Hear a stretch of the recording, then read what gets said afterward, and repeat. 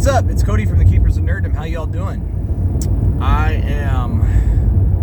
I'm actually excited. We actually had a fascinating episode of The Mandalorian. It has been a hot second since we've had one, and episode 7 actually, it was everything that we really were hoping for through the whole season, and we didn't get till just now, and probably in episode 8 as well.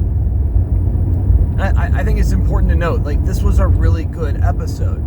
There were some small problems, and that's what's interesting is, like, whenever you can just get down to the nitty-gritty of it's just little stuff, we are in fantastic space. And the unfortunate thing is, this episode was preceded by some of the worst episodes of Star Wars stuff I've seen in a while. This was definitely... The previous episodes have been definitely more like Star Wars than Star Wars. And this actually felt like it was actual Star Wars stuff. We have a villain, we have a plot, we have a story.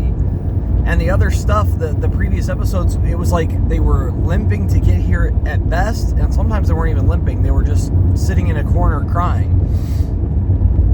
And then all of a sudden, this episode comes out of the blue, and it's really good. I don't know. A lot of thoughts here. So this is definitely spoilers. We'll go through the episode real quick of what it looks like. Wow. Yeah. So all right. Spoilers. Here we go. First stuff, I believe, right off the bat is reporting by the spy chick from like episode 3. And she lets him know that the Mandalorians are all in their business to Moff Gideon. So we finally get to see him, actually interact with him. And it's some great stuff because you're like, okay, this is getting big. What's interesting is the beginning of the episode, and it's like a 50-minute episode, is a lot of exposition dump. And it's okay. It's actually okay because it feels important and good and interesting. And man, right after that we go to Moff Gideon, who is in a meeting with his other boss boys and a few ladies. There's at least one lady, maybe two, and they're talking through what's left of the remnants of the Empire. It's really fascinating because one of them's like, you know what, we just need to hold off on everything. We need to be really careful and secretive because Thrawn is coming back soon and will be here to lead us, which is really interesting. Like, how does he know? And obviously this is leading into the Ahsoka show. Totally get it. But it's also like, how do you know? Maybe we'll find out. Maybe we won't. It's Disney Star Wars. Who knows? But it is interesting. Like, it's good conversation because it goes on for quite a while about the different plans and different things that they're doing. Cloning and Thrawn stuff and other experiments and all this stuff. It's fascinating.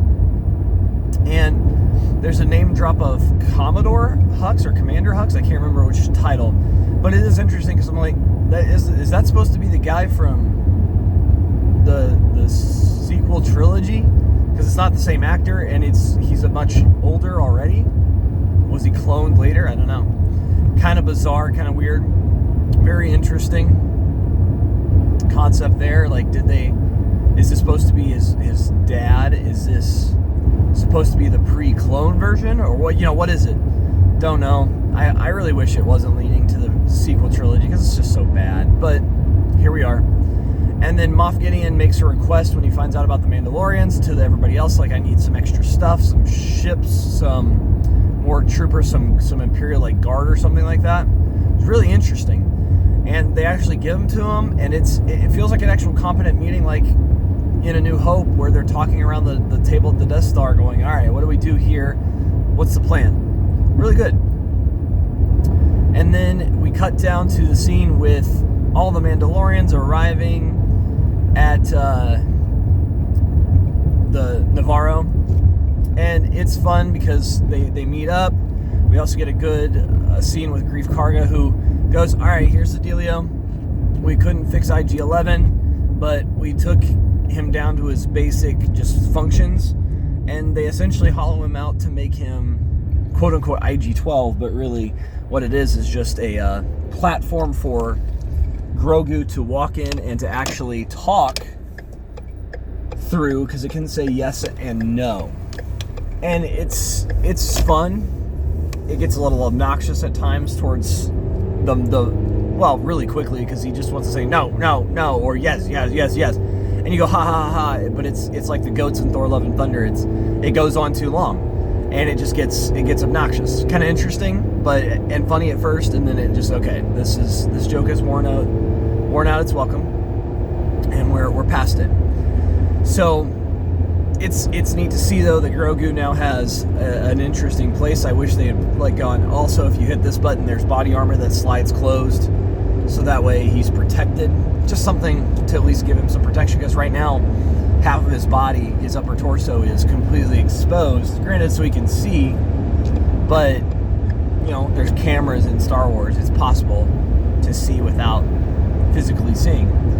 So kind of a weird scenario there, but kind of fun too.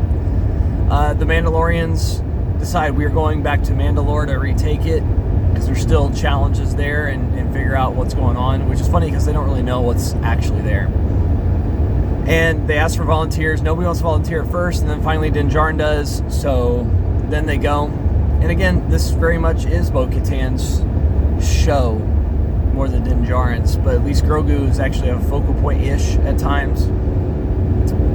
They go to Mandalore. They land on it with a smaller group, and immediately are encountered by Mandalorians that still live there. They were going, we've been just waiting for you, Bo-Katan. And it's cool, but it's also like, if you can't detect anything electronically in the atmosphere, you'd have to be in a certain spot on the planet to even see them, and the odds are just not good.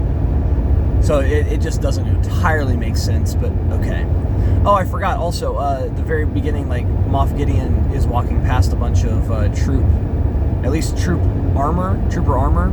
I don't know if troopers are actually in the armor at this point, because you're not sure if they're robots or not, but apparently they're not later on.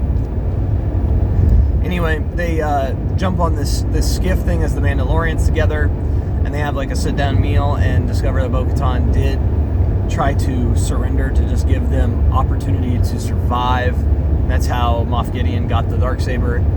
And the other Mandalorians, I was kind of shocked they didn't revolt right there, because they thought she had just defended them to the death, only to find out, she had actually surrendered, and then Moff Gideon had betrayed her and killed everybody that he could. And I don't know, I just wasn't sure what to expect there. And a scene later on there is one of the Mandalorians from the bounty hunter group, and This Is the Way cult Mandalorians are playing a game, and then they have different rules for the game, and it's funny because they start rules lawyering each other, and it's hilarious because then they get into a fight over it, and the only thing that stops them is Grogu stepping in and going, no, no, no, no, no, no, and you're like, okay. It's kind of cute, but also it's like, okay, he's the only one that could actually stop anything. Kind of weird. Then we come to one of the stupidest scenes, I think, in the entire episode. There's a monster right before they get to the Great Forge that they're trying to discover and retake and claim, so that way Mandalore can actually be whole and at least start over. A monster just pops out of the ground, and they drive right into it instead of turning away from it. You watch the scene, they drive into it. They don't try to turn away from it to get away. And they get hit, and they jump out, and everybody, the thing completely explodes. Well, there goes your ride.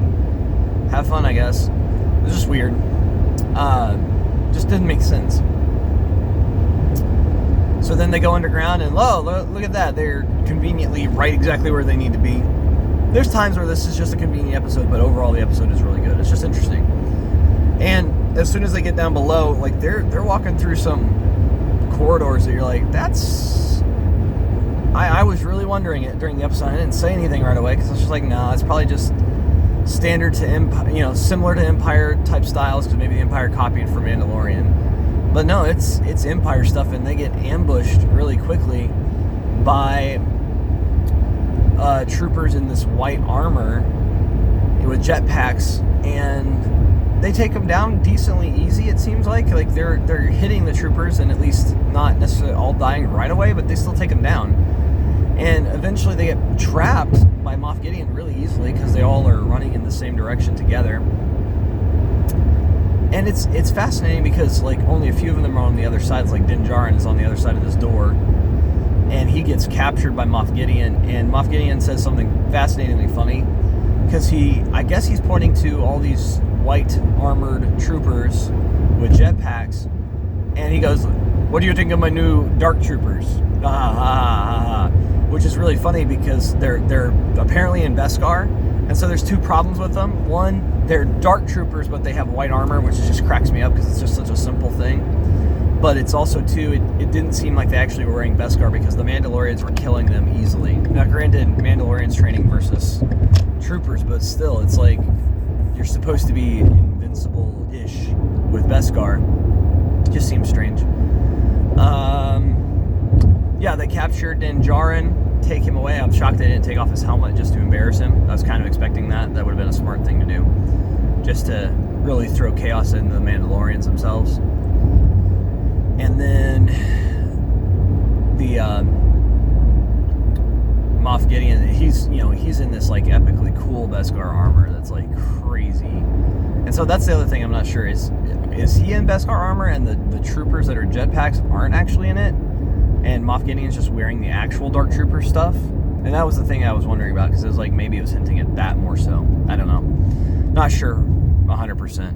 Because it seemed like he was pointing to the troopers in the white armor, that they were the Dark Troopers, but I don't know for sure, because they were dying. They were dying. Yeah, so then we get the Mandalorians, once again are offered surrender if you give me the Darksaber. I'll let you go. And, obviously Bo-Katan's like, that's not going to happen this time because you betrayed me last time. And so they keep firing inside of this, blaster-proof thing. A side note, blasters in this episode do sound kind of derpy at times. They sound like sequel trilogy stuff rather than, I don't know, older style stuff that sounds better. I just wish they would fix some of that. So, anyway, yeah, it's bizarre because Moff Gideon's like, all right, open the door and kill them all, as Bo-Katan is also using the Darksaber behind to cut open a hole in the door behind to get out. And then Jon Favreau's Mandalorian decides he's going to step out and fight all of them and hold them off. And even after that, like, Bo-Katan's kind of like, come on, let's go. And he's like, no, just go without me. And you're like, you could have gone with her. So he has this heroic, epic fight scene where he, like, literally melts down his own gun, firing it too much, which was kind of awesome.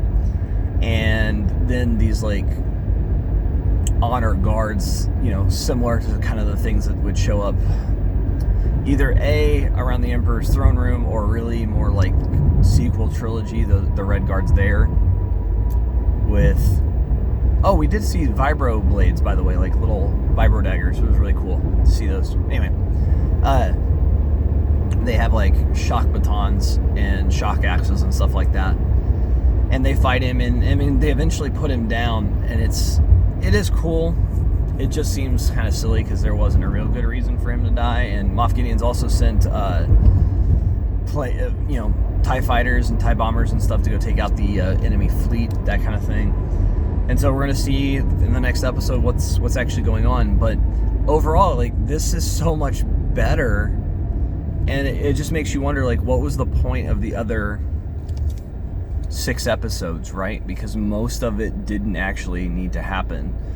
The IG-11 stuff, maybe. A little bit of the Grief Karga stuff, ish.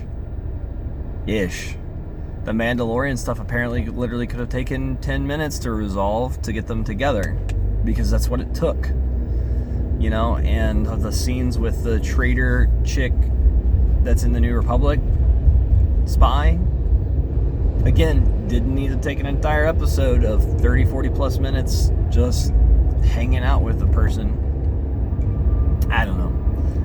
Very, very bizarre just lead up to this, where all of a sudden it got much better. So this is good. This isn't quite Stir Wars, but unfortunately it was preceded by Stir Wars, which makes it feel so not good, which is sad, because we have good stuff here, and unfortunately we're just missing the good stuff. So let me know down in the comments below, what did you think of this episode?